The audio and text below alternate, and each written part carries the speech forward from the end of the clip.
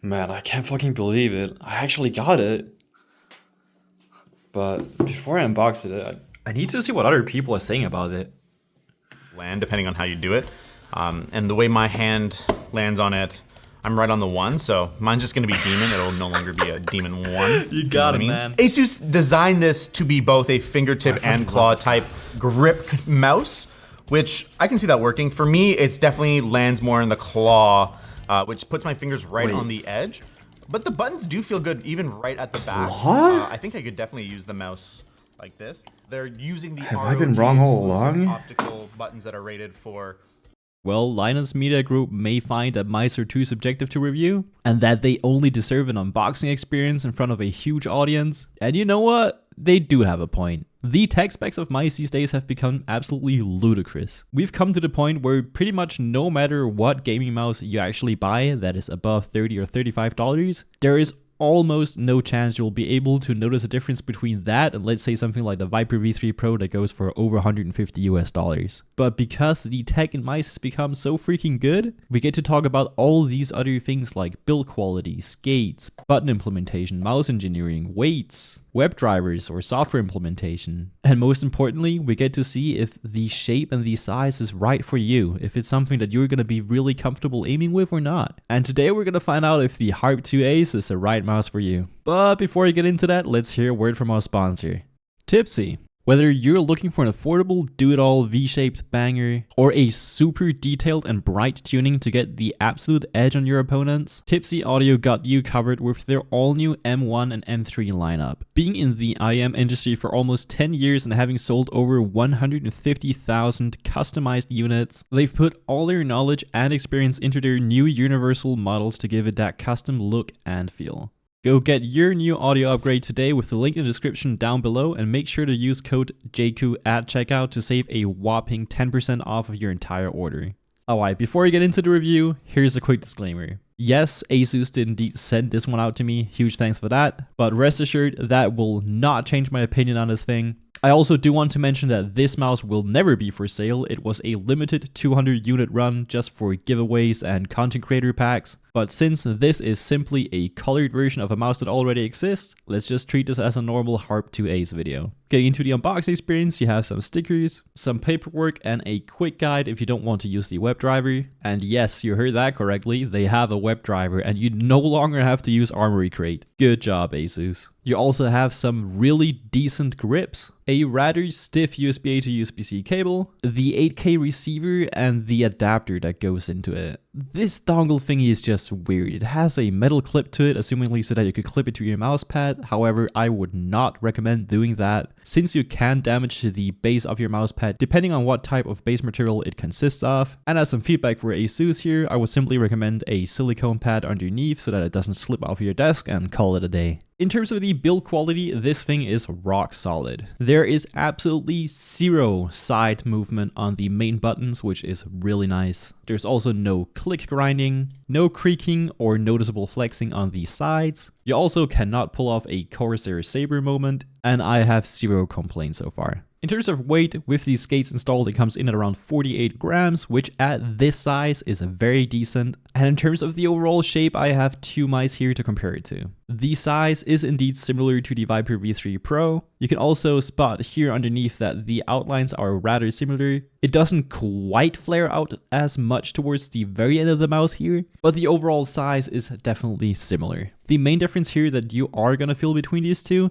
are the comfort grooves. As you can see, there are very noticeable comfort grooves over on the Viper V3 Pro, which feel really nice, and I personally really do like them. And over on the ROG Harpe 2 Ace, there simply are barely any. The buttons are rather flat and there's nothing special about them. You can see that the sides of the mouse are also very, very flat, similar to the Viper V3 Pro here, as you can see. And here on the side-by-side comparison, you can also see that these mice are both almost center humped. The hump is shifted ever so slightly towards the rear, but it is very, very slightly. The side button positioning is also very similar, and overall the mouse was definitely inspired by the Viper V3 Pro. And when swapping between these two mice, the only noticeable difference I can feel are the comfort grooves again. I do think if you have really large hands or place your fingers very far forwards, you're going to feel this flare a bit less than over on the Viper V3 Pro. And if you do not own a Viper V3 Pro and maybe know what the Hitscan Hyperlite is, which is a small to medium sized mouse that has even less flare than both of these mice, and also incredibly flat sides, this mouse pretty much feels like an upscaled version of this, just without the comfort grooves and a tiny bit more curvature. If you don't know how to measure your hand, I will leave a link down in the description below. My hands are 19 by 10 centimeters and I can definitely use this mouse comfortably, but I will say that this is definitely on the larger size of mice. So if you prefer something that is a bit more small, a bit more maneuverable, something that doesn't feel like it fills out the entirety of your hand, I can definitely recommend going for something like the Hitscan Hyperlite instead. But if your hands are 19 by 10 centimeters or above and you do actually like bigger mice, I can definitely recommend this type of shape. But stick around to the conclusion whether I do recommend buying this mouse or not, or what other alternative options that you might be interested in more. Getting into the coating, it is definitely very rubbery. As long as your hands are a bit warm, it will definitely grip, but if you have very cold and dry hands, I can see it slipping a bit. In terms of these skates, these are indeed 100% PTFE stock skates. They are indeed rounded, although nothing crazy, but they're definitely decent. I will say that I did have issues with the sensor skate falling off when I got the mouse, but since I've pressed it on a bit more firmly, it has not moved so far. If you are going to use an Xsoft pad, I might recommend going for third-party skates, but on most pads, it will be absolutely fine. In terms of the optical switch implementation here on mouse 1 and mouse 2, it is sort of similar to the Viper V3 Pro. It is definitely a tiny bit less tactile and a bit more spammable, but still not a light switch. It is still definitely an optical switch that does require a bit more force. These side buttons are actually really good. They are definitely a bit more on the lighter side, very spammable. There is no crazy pre or post travel. Even on mouse 1 and mouse 2, there's only minimal post travel towards the very end of the mouse buttons here. The scroll is defined but not too heavy. It is definitely not the lightest scroll that I've tried, but it is spammable enough. Scroll click is a bit on the heavier side, but I do not find it to be a proper issue. And here's the sound test for all of you.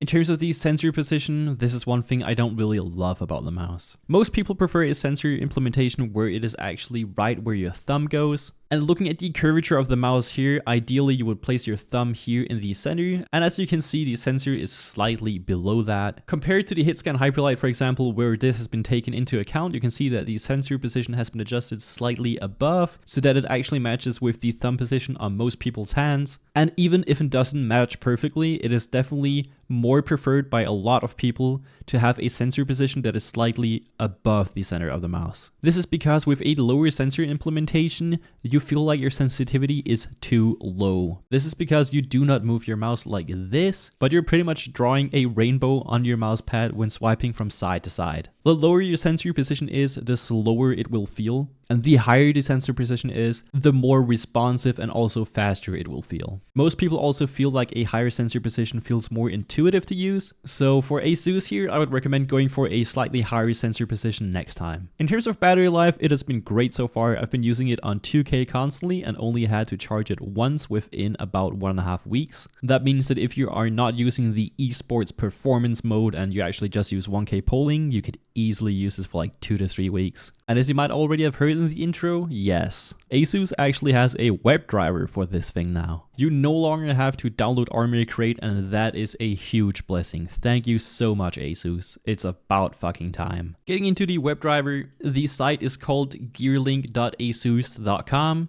You can then press connect, choose your mouse, press connect again, and you will then be inside of the dashboard of your mouse where you can change the buttons. You can also disable buttons if you'd want to. Up in the top right corner, you can also check for firmware updates. Here in the top left corner, you can see your battery percentage and also change your profiles. They also have a speed shift functionality that they call where you can hold one button and press another to actuate a different action, but I don't think that anybody will be using that. It is kind of neat if you do a lot of MMO gaming, but then again, you're probably not buying a $170 MSRP FPS gaming mouse for that. At the performance settings, you can then change your DPI, you can change the color of your DPI stage so that you actually know what stage you're at. You can also change your sensor rotation, which is something interesting to look at, but these settings are very restrictive. I do not understand why they did not just make a slider where you can incrementally go by 1 degree up or down, but at least they implemented some sort of sensor rotation. There's also angle snapping, which you should definitely turn off. You can then change your polling rate, either wired or wireless, since it does indeed support dual 8K. Then there's the motion sync setting, the lighting settings for the scroll wheel, because yes, it is not a solid color, it is actually slightly translucent. It is kind of neat to see your battery percentage, but I would much prefer if that LED would be implemented inside of the receiver and not the mouse itself, since RGB at a $170 mouse comes off pretty cheap. Then there's also the surface calibration, which isn't really needed unless you're having LOD issues. And talking about the liftoff distance, you can change it down here to either low or high. I do not understand why there's not a third option, since I'm very sure that this is a 3950 sensor. Then there's also the power settings. I would definitely recommend turning the advanced power saving mode off so that you're always at the highest performance, no matter if you're about to run empty on battery or not. The idle mode you could pretty much just keep at 1 minute to save some battery, and that is definitely it for all relevant settings. Now, getting into the conclusion, who is this mouse for? If budget doesn't really concern you and you're just an average gamer and don't know too much about mice, go ahead and buy it. The ROG Harpe 2 Ace is definitely ASUS' best mouse yet from what I can tell. It is a very viable shape since it is highly inspired by the Viper V3 Pro. I would recommend this for anyone with 19 by 10 centimeter hands or above, because this is definitely a large sized mouse, especially compared to many other mice on the market that we have these days. But at $170 MSRP, and with the slightly lower sensor position as well, I can barely recommend it to anyone except if you are a baller, a certified baller. And budget is simply not really a thing that concerns you. I also do want to mention yet again that they will not be selling this mouse from what we have heard so far. It was simply a limited 200 unit run for giveaways and content creators, but you can still buy the normal ROG Harpe 2 Ace at the MSRP of $170, as I've already told you. And if you want a more affordable mouse that is very similar in terms of the overall sizing, actually comes with on paper better specs with the newest Nordic MCU, slightly superior skates, insane build quality, and at the very affordable price of $85 currently, the RAW-M Leviathan V4 is the mouse that I would recommend to you if you are looking at this at all. If you want a larger sized mouse that supports 19 by 10 centimeter hands or above, and you play any type of grip, no matter palm, claw. What I will say is that I'm more naturally inclined to claw grip this size of mouse. No, this is not a claw grip. This is a claw grip where you actually have contact with your palm down here. And if you want to know more about mouse grips, I'll pull up a sheet here on screen. You can also pause the video to look at it, or also go down in the description below where I will credit the sources. This is definitely a very over detailed type of sheet because the main grip styles, which I will show you now on cam, are simply fingertip grip where you have no contact except your fingertips. Then there's a palm grip where you actually touch the upper part of your palm on the mouse and not just the lower part of your palm. There is an aggressive claw grip where the main contact points are your fingertips and the lower part of your palm. Then you have the relaxed claw grip where you can definitely have some more contact surface area up here and you don't arch your fingers as much. Then there's also a pincer claw where the main contact points are yet again your fingertips, but this part of your pinky here, this is actually a really good grip because you do get the stability but also the maneuverability of using your fingers and not having so much contact down here. And since these shapes are both pretty much center humped, a bit more on the medium to large size of the spectrum, you can use any grip out there as long as your hand size isn't too small. But yeah, that is definitely enough yapping for today. If you had all enjoyed this type of content and you want to see proper mouse reviews and not just unboxings, definitely make sure to hit the subscribe button and also the notification bell right next to it, because there's gonna be a lot of other reviews coming up. I'm also doing a top mouse of the year video and a top budget mice of the year video. But yeah, thanks for tuning in. I'll see you guys pretty soon. Peace out. Lands more in the claw.